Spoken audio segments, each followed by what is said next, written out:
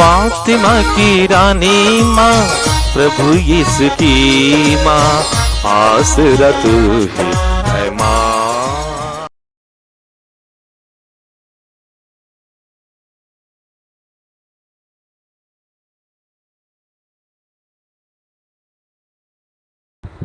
नबी Daniel का ग्रंथ अध्याय 7 पद संख्याएं 9 से 10, 13 से 14 तक।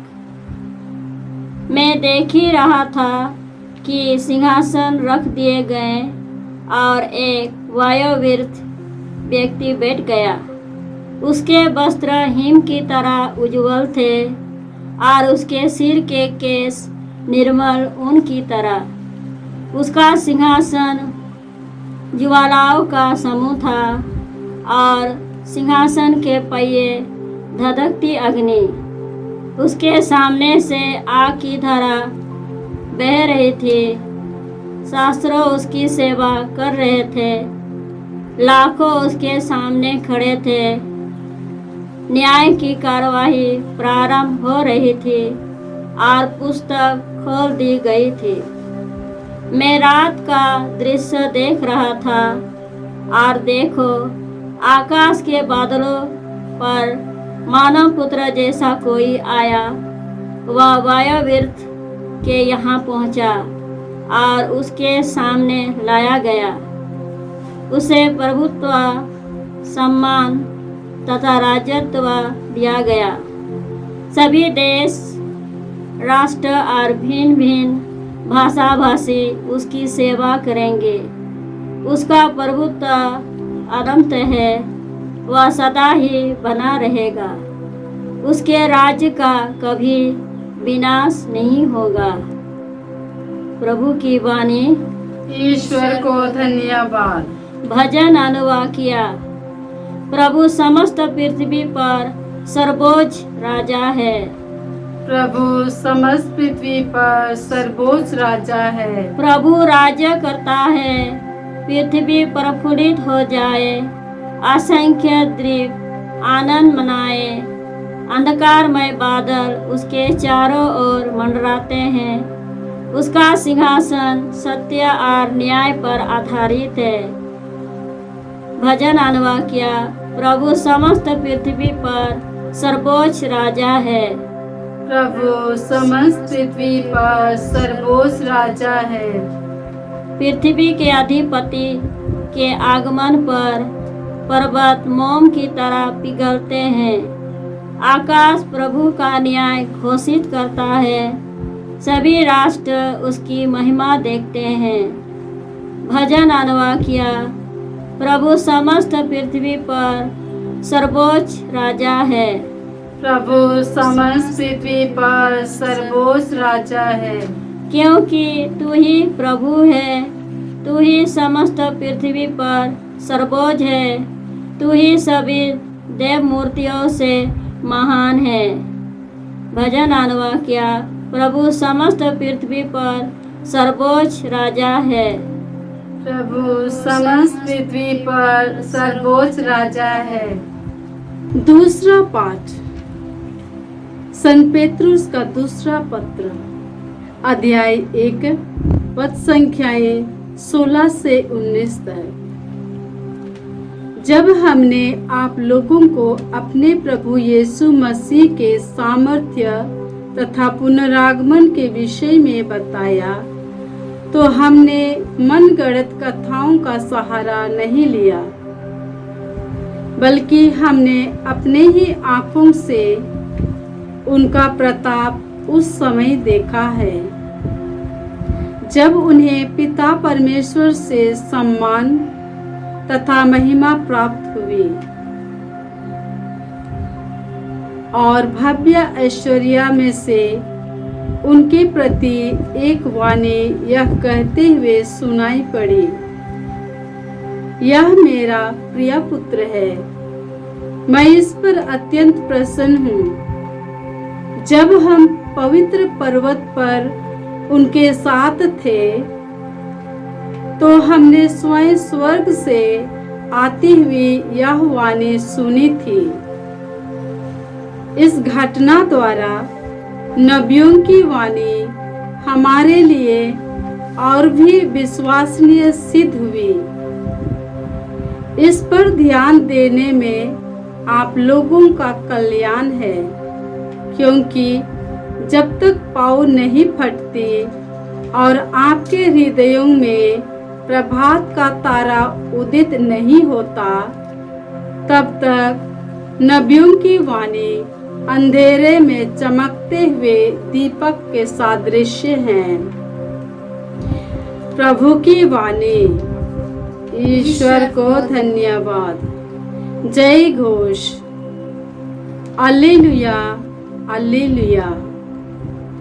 यह मेरा प्रिय पुत्र है, मैं इस पर अत्यंत प्रसन्न हूँ। इसकी वाणी सुनो। alleluia। प्रभु का रूपांतरण का पर्व।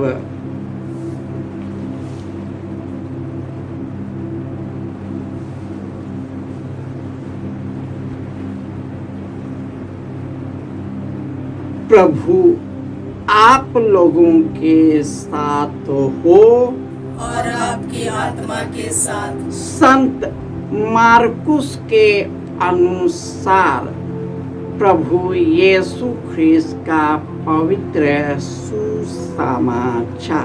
हे प्रभु तेरी महिमा हो।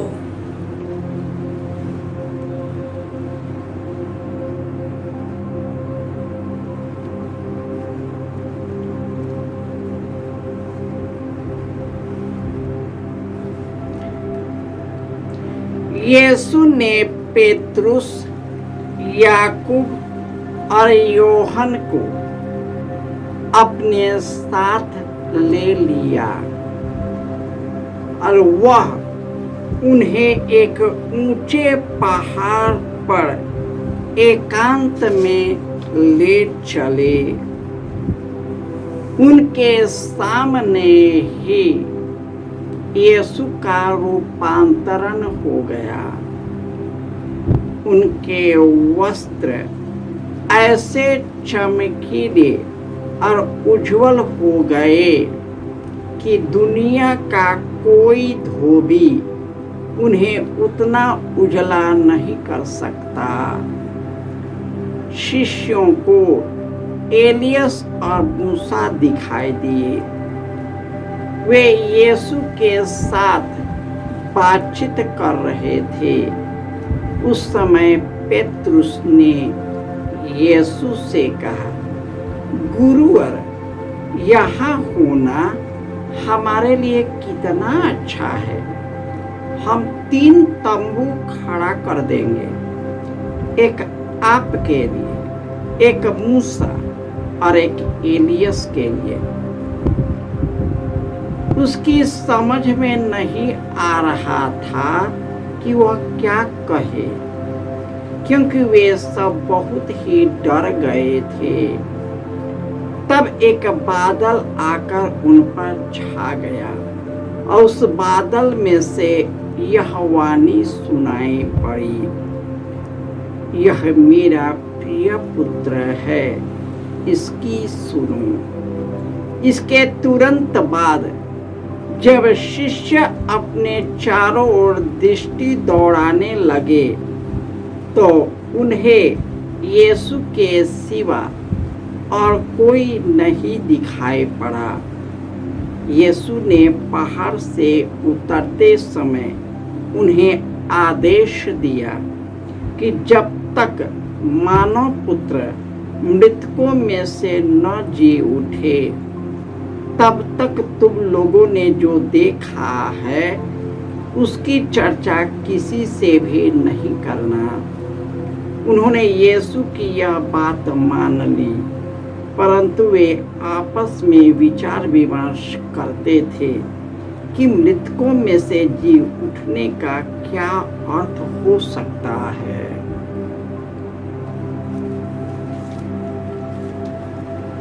यह प्रभु का सुसमाचार है। हे ख्रिस्त तेरी स्तुति हो। ख्रिस्त में प्यारे भाइयों और बहनों, माता कलीसिया आज प्रभु यीशु के रूपांतरण का पर्व मनाती है। प्रभु समस्त पृथ्वी का सर्वोच्च राजा है। वह समस्त पृथ्वी का राजा है और राज्य करता है। उनकी न्यायप्रियता सदा सर्वदा बना रहता है। आज के पहले पाठ में नबी दानियल यह चमत्कार देखता है कि वह सिंहासन पर बैठे एक वयोवृद्ध जो उसका वस्त्र हिम की तरह उज्जवल था और उसके केश ऊन की तरह निर्मल था। उसकी सिंहासन से ज्वालाएं फूट निकलता था, धधकती अग्नि निकलता था और सहर्ष स्वर्गदूत उनकी सेवा में था और आकाश के बादल से मानव पुत्र के जैसे कोई अदृश्य व्यक्ति दिखाई दिया जो समस्त पृथ्वी का राजा था और विभिन्न देश देश से विभिन्न भाषाएं बोलने वाले वहाँ आते थे, उनकी आगवानी करते थे और प्रभु का प्रभुत्व अनंत काल तक बना रहता है। यीशु का रूपांतरण यह दर्शाता है कि वह स्वर्ग से उतरा है। जो स्वर्ग में विराजमान था वही उतर कर हमारे बीच निवास किया है। याकूब और यूहन इस दृश्य को देखकर चकित हो जाते हैं। पेतुस कहता है कि यहाँ रहना कितना उत्तम है। हम लोग 3 तंबू खड़ा कर देंगे। नबी एलियस और मूसा आपस में यीशु के मृत्यु की भविष्यवाणी कर रहा था और ये लोग समझ नहीं पाए, लेकिन दृश्य में बने रहे थे। वही शिष्य यीशु के पुनरुत्थान के बाद उनका साक्ष्य देता है कि हम बनी बनाई कहानी नहीं कहते, हम मन गढ़न कथाओं का सहारा नहीं लेते। हमने जो देखा है हम वही कहते हैं और यह था कि यह मेरा प्रिय पुत्र है, मैं इससे अत्यंत प्रसन्न हूँ और इसकी सुनो। और यह बात उनके शिष्यों ने लोगों को बताया जो अपनी आँखों से देखा था, जिससे स्पर्श किया था, जिससे बातें की थी और स्वर्गीय सुख को देखा था। उसके प्रचंड धधकती हुई ज्वाला के जैसे चमकती हुई उसके चेहरे को देखा था और यह विश्वास हमको रूपांतरण करता है और जो कोई उसमें विश्वास करता है उसे अनंत जीवन प्राप्त है। आज की दुनिया केवल मन गढ़ंत कहानियों में, बकवासों में और मन गढ़ंत बातों पर बहुत विश्वास करता है, क्योंकि मनुष्य अपने मुताबिक जीवन जीता है, इस संसार के लिए ही जीता है और इस शरीर के लिए जीता है। परंतु यीशु ने अपने जीवन के द्वारा, अपनी शिक्षाओं के द्वारा, स्वर्गीय आनंद के वचन के द्वारा, चिन्ह और चमत्कारों के द्वारा, चंगाई के द्वारा उन्होंने स्वर्गीय आनंद और सुख को हमारे पास लाया है। प्रभु यीशु हमारे लिए तड़प तड़प कर मर गए। वही यीशु जो महिमा उनके शिष्यों ने देखा था, परंतु हमारे पापों के कारण वे तड़प तड़प कर मर गए ताकि हमें जीवन मिले, परिपूर्ण जीवन मिले।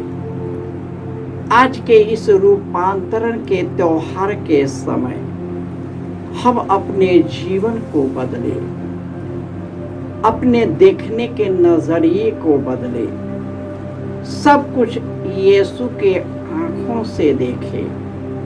वही यीशु जो पिता की इच्छा पूरी करने इस दुनिया में आया था और वह मिशन कार्य अपने प्रेरितों के द्वारा हम लोगों को सौंपा है।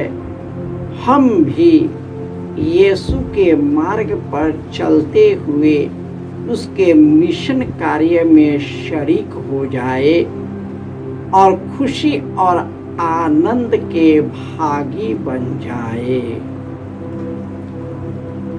जय यीशु।